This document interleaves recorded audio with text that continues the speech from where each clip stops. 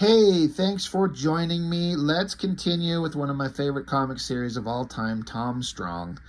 There are, a few comics that I would list as some of my favorite series of all time. And I guess I sit here and wonder what criteria does this book need to have to really, carry, be honorary member of, Rob's favorite comics of all time.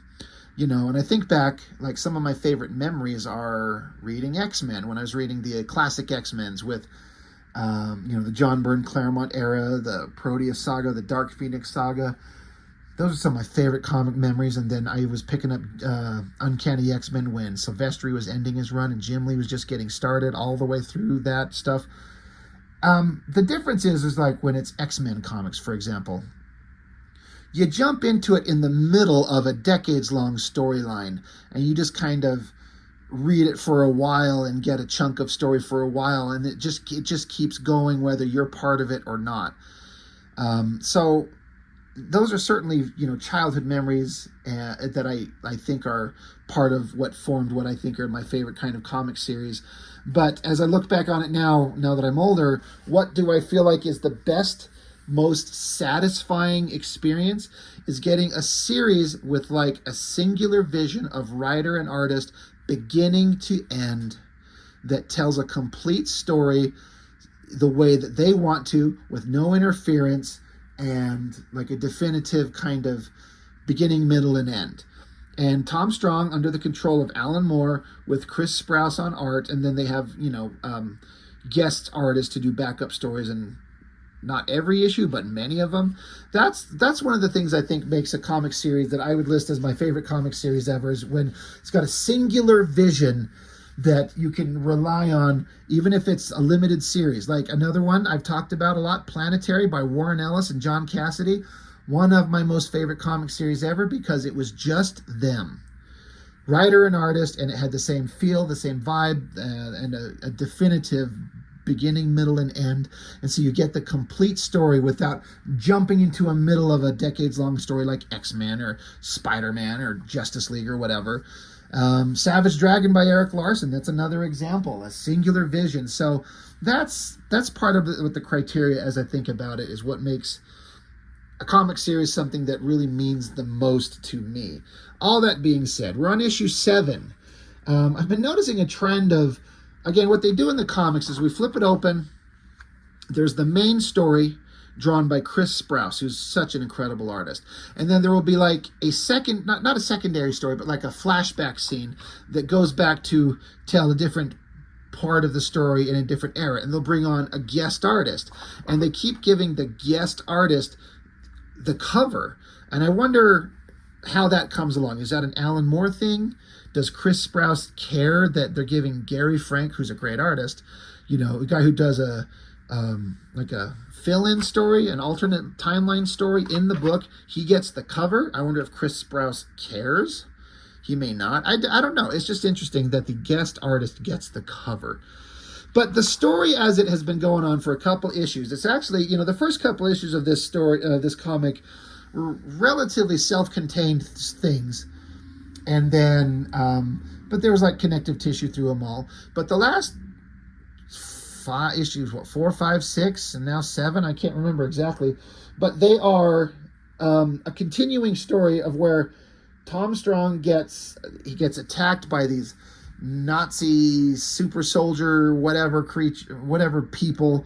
And it flashed back to World War II, when in the end of the war, when he got captured and he had his genetic material stolen from him by this Nazi woman, even though he didn't know it at the time.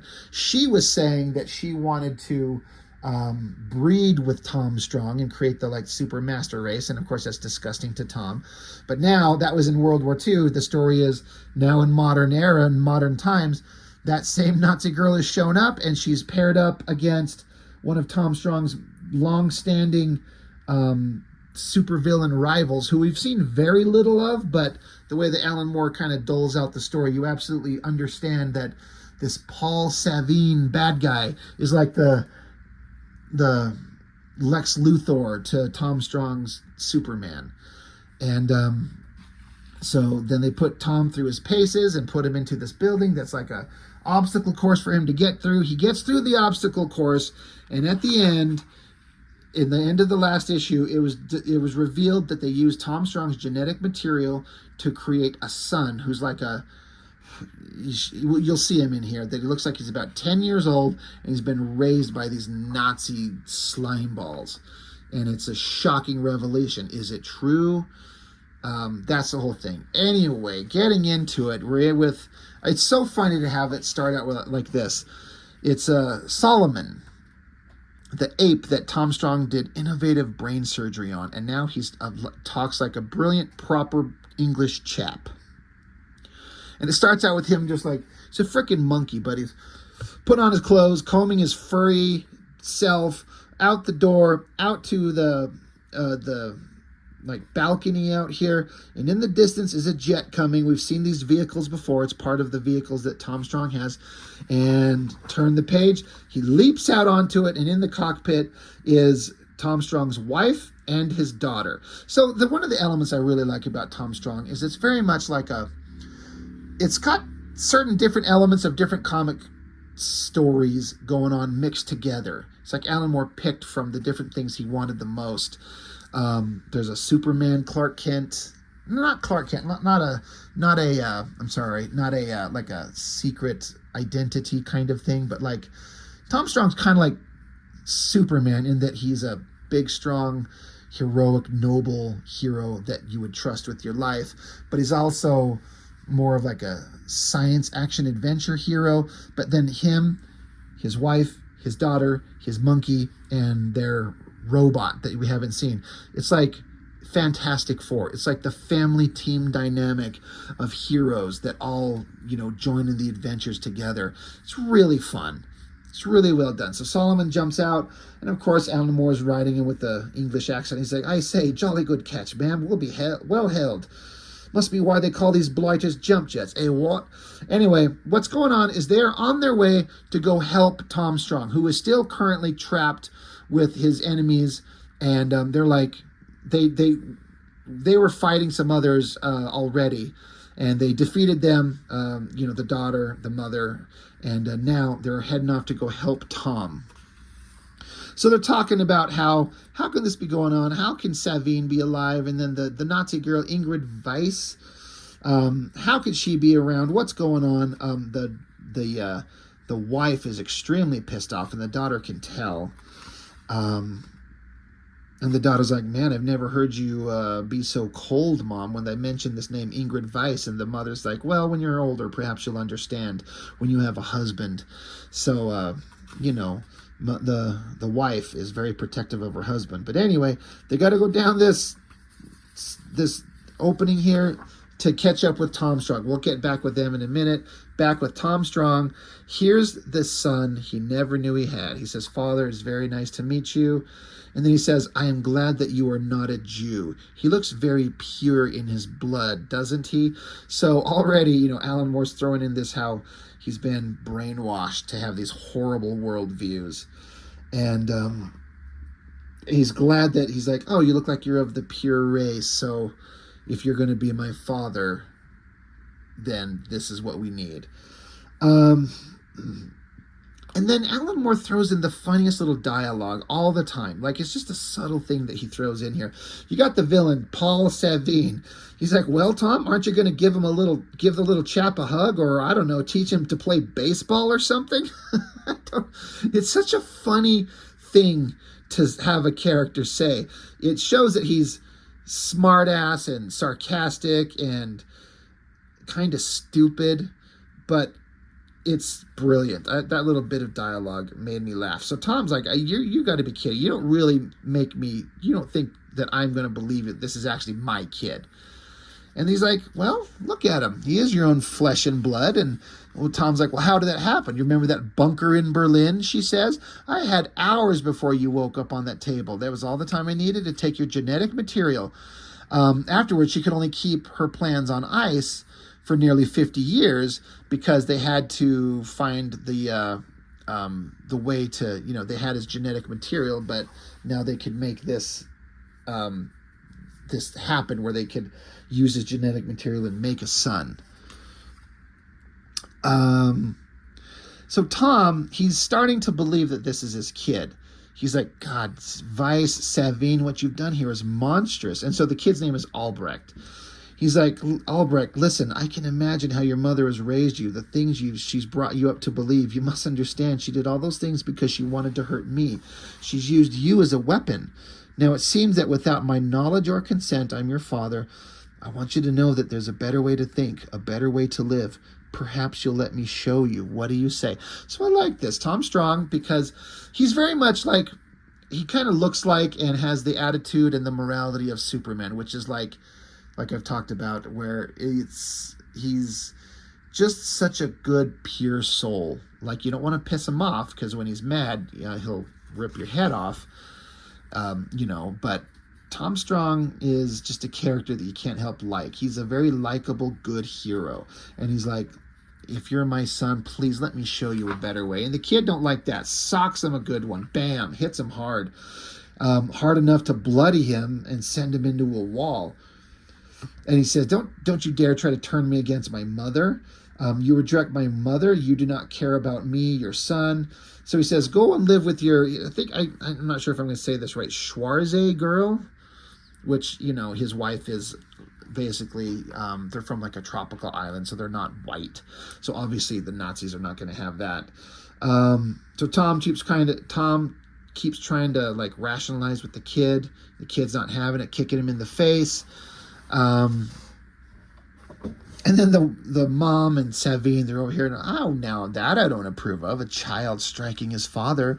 And Savine's like, aren't you going to discipline him, Tom? I know he's a sturdy little chap, but you can handle him. Why, you could probably kill him.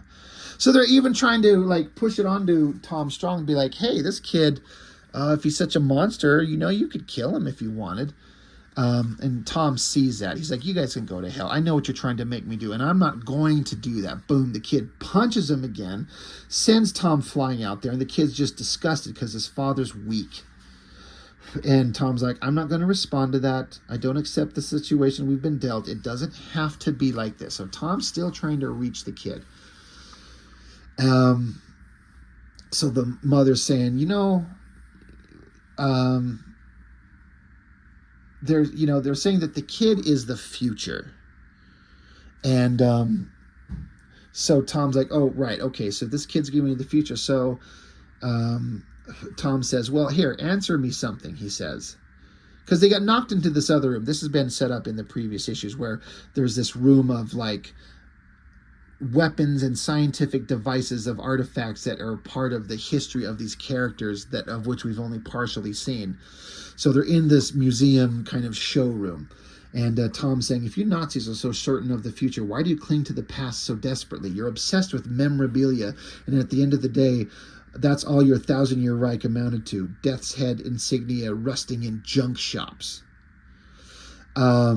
So then Savine says, you've rather missed the point. It's your future with Albrecht that you should consider. It's going to break your heart, Tom, for the rest of your life. I've poisoned your future. Really, it's the perfect revenge. So Savine's thinking it's great. He's like, I've made a son you didn't know you had, and you're going to be heartbroken over who he is and what he is for the rest of your life. I want you to suffer for the rest of your existence. And Tom's like, well, really? Let's just see for ourselves. We're like, well, what do you mean? So in this showroom, there was a scientist villain. His name was Fingal Parallax, and he has a time viewer, basically like a scientific machine that can look into different time periods. He's like, okay, you think you guys are the future? Well, let's see. So they adjust the device to the year 2050.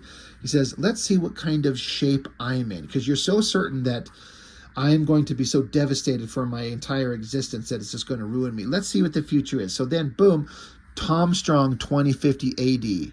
Showdown in the Shimmering City. Now, this is where it goes from Chris Sprouse to Gary Frank.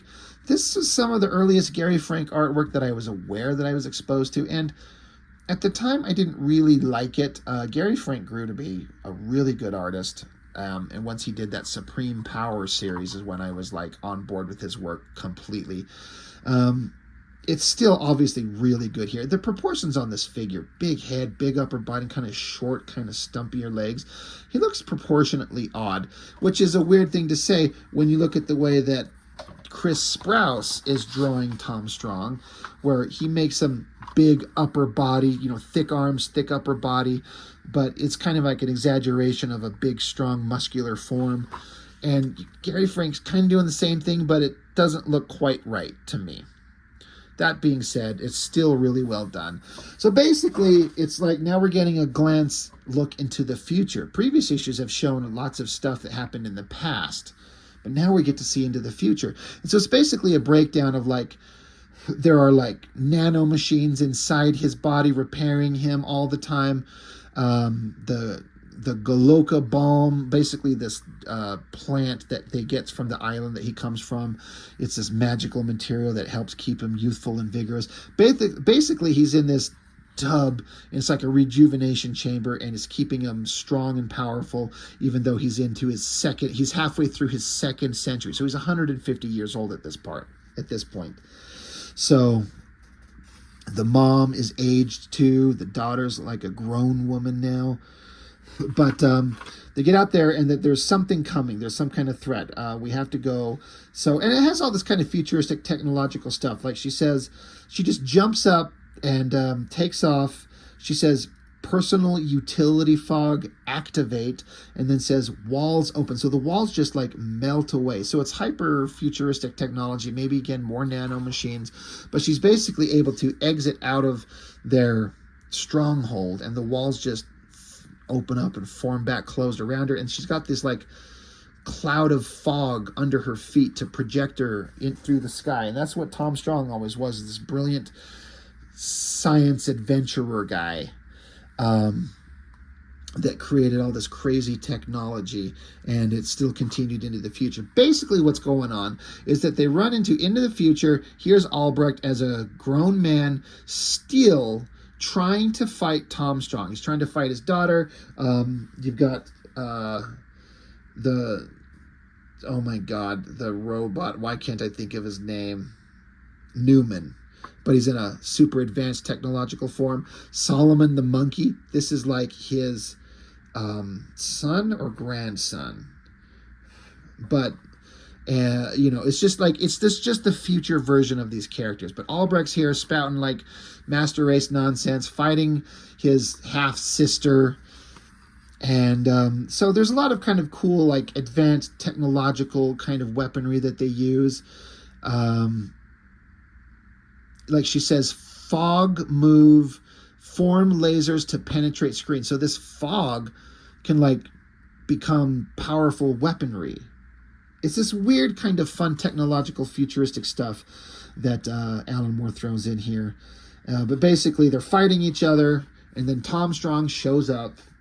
He's on the scene, and as the battle goes on, the son Albrecht is talking about how his dad is done because he's clinging to old technology like a helipack carrier rather than like a jetpack or the technological fog stuff. And Tom's like, I know, I stick with what I know. It's used. I've used it for years. It works. I'm fine with it. They fight back and forth, and basically what it ends up is they're down on the ground. They're screaming at each other, and Tom is still trying to explain to his son that, you've been spending your entire life fighting me with this nonsense of your belief system that you were raised on, and you still haven't defeated me. And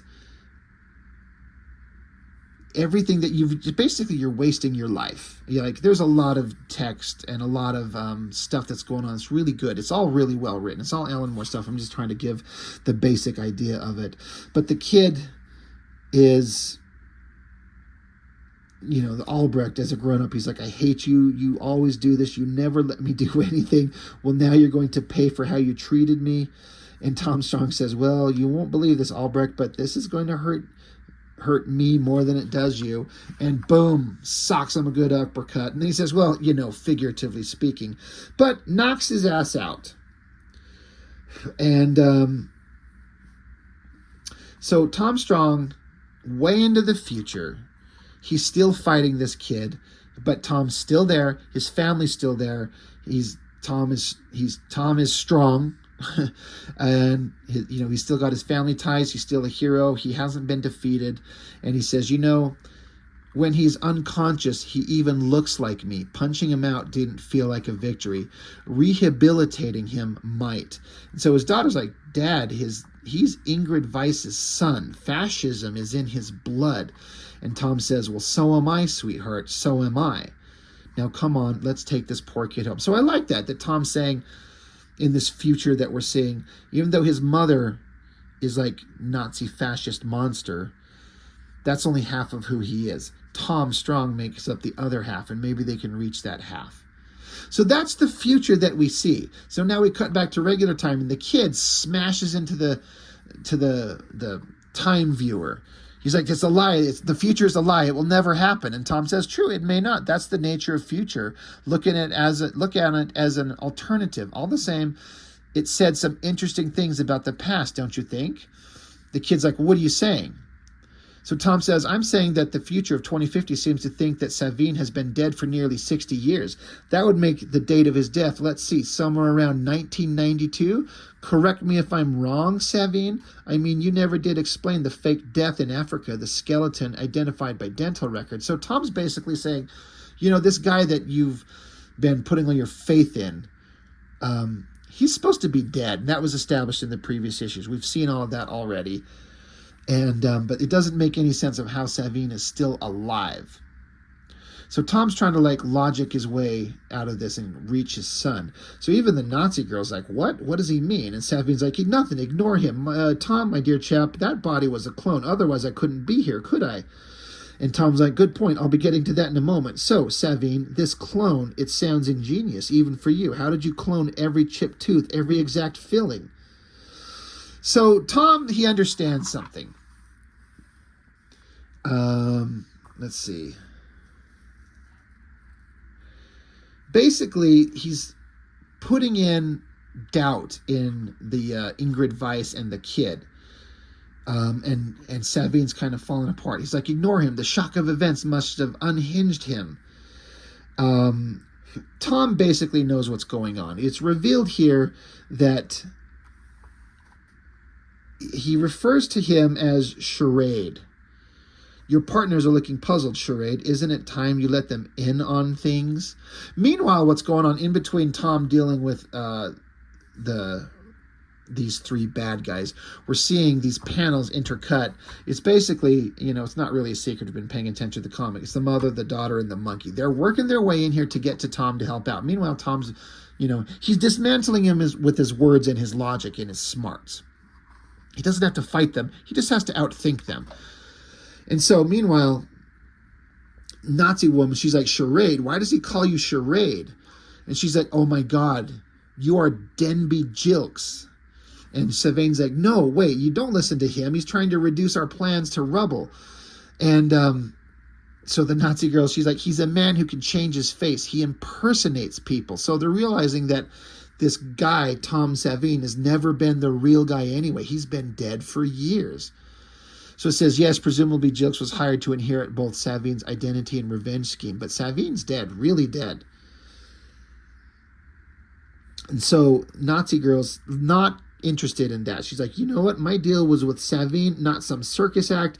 I thought we had Savine's genius backing us up. So she is not interested in just messing with a imposter. She was tricked herself. And Paul Savine was legitimately a profound genius. And if that's not him, she's not interested in being with him. So she's like, come on, Albrecht. We will take my jump jet and leave. Our business here is finished. So she's going to leave. But then there stands Tom Strong's wife, daughter, and monkey.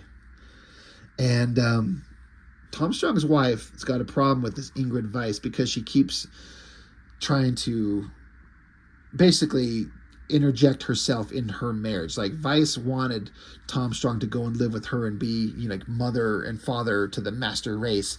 And Tom Strong's wife is not having it. So the one thing we have established that this Ingrid Weiss is very, very strong. And as far as I know, Tom Strong's wife, she's a very competent, powerful warrior, but she's not super, super strong. So Nazi girl says, out of our way. I'm the cream of the gene pool. You and your kind are the scum in its filters. If you will not move, then I shall swat you aside like the black bug you. And so Ingrid Weiss tries to take a small swing at her, and then Tom Strong's wife just catches her hand and socks her. She's got these weapons on that were introduced in the previous story. I think they're called the atomic gloves, which is like a ridiculous but awesome concept. They're like these metal gauntlets with little atomic symbols. The idea is they give her super strength, super punching ability. Nazi girl's not okay with that, you black whore. And, she says, I am the princess of the Ozu. You have transgressed against my husband, against my family, against me. Get up. And so I like how the wife is like, just keeps fitting the gloves on her hands, just adjusting them, making sure they fit. The Nazi girl jumps up. Who do you think you are? Who do you think you are to order me? And then she's like, I am the princess of the Ozu. Smacks her down, just beating the shit out of her. And so now she basically, Tom Strong's wife, gets her up and holds her and is threatening her, telling her, like, you do not understand what you've done. You've threatened my husband, my family, our existence with your evil nonsense. I will not have it. You have, she says, I do not believe you understand who you have just offended. And so the daughter is over with Tom. She's like, Dad, I'm glad you're okay, but look, Mom's in a really bad mood. I'm scared she might do something serious. And Tom says, Tesla, when your mother is like this, it scares me. I suggest we keep out of it. And then this was an interesting moment. Nazi girl's been beaten down. And she says, please, not in front of my child. She's begging the mother, Tom Strong's wife, to not kill her in front of her son. And so Tom Strong's wife just looks at her and then says to her, take your child and leave this place. Never come back, or next time I shall not merely frighten you. Next time I shall kill you. Go. So then she lets her go. And so the Nazi girl, Ingrid Weiss, is grabbing her son. Her son's like, do you want me to punish them all for hurting you? And she's like, shut up. And she get into the jump jet. Don't say another word. And then they're gone. It's like Ingrid Weiss is legitimately scared for her life. Tom Strong says, my love, are you sure we should just let them go? Weiss could strike back at any time. And she says, no, I was looking into her eyes when her spirit shattered. She will not be back. And then face-changing guy who's impersonating Paul Savine. He's like, what are you going to do about me? Can I go? And Tom Strong's like, oh, no, I got plans for you. And so they've got him looking like Paul Savine as part of like a guy who's in dress-up and part of like a celebration where he has to just basically be like a goofy host for people that are, in this like museum area, and he's just playing the role. It's like a real kind of like insult to him and what he had plans for.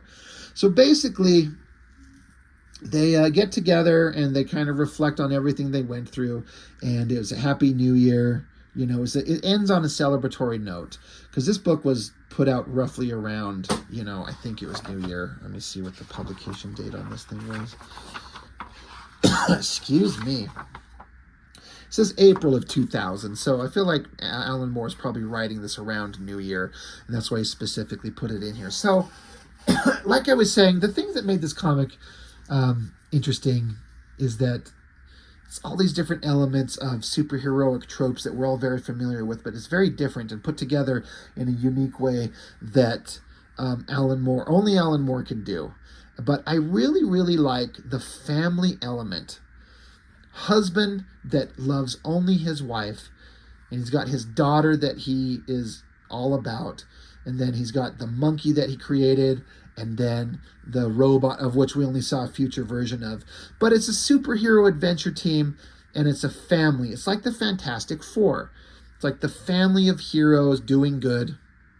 And I like that Tom Strong didn't punch his way out of the problem.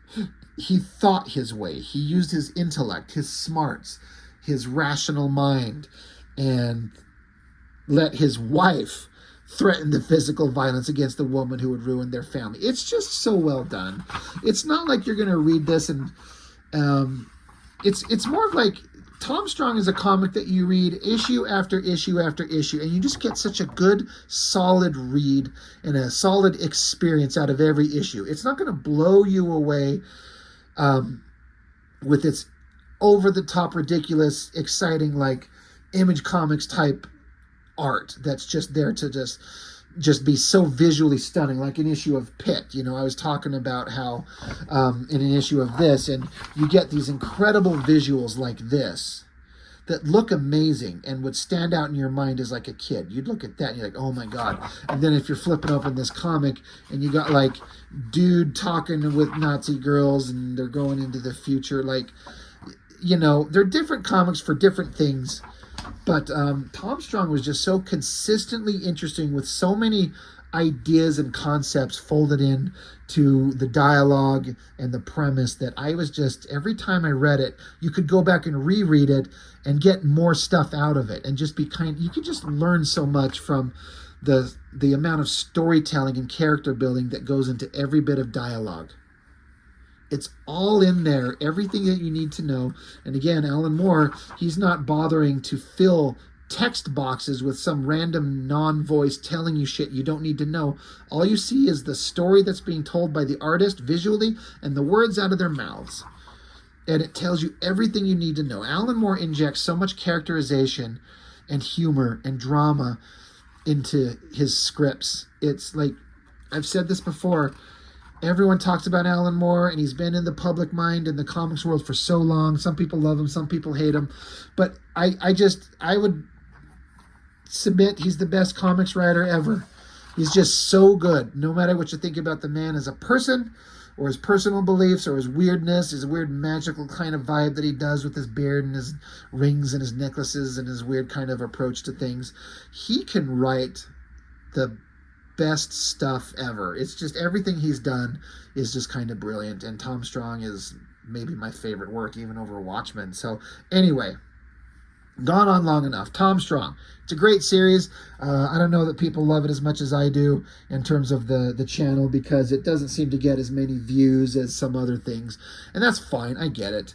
But I love it so much, I just want to share it out there for everyone to see. It's just such a great book, and I can't recommend it enough. So that's all I've got for now. Thank you for watching. I'll see you next time.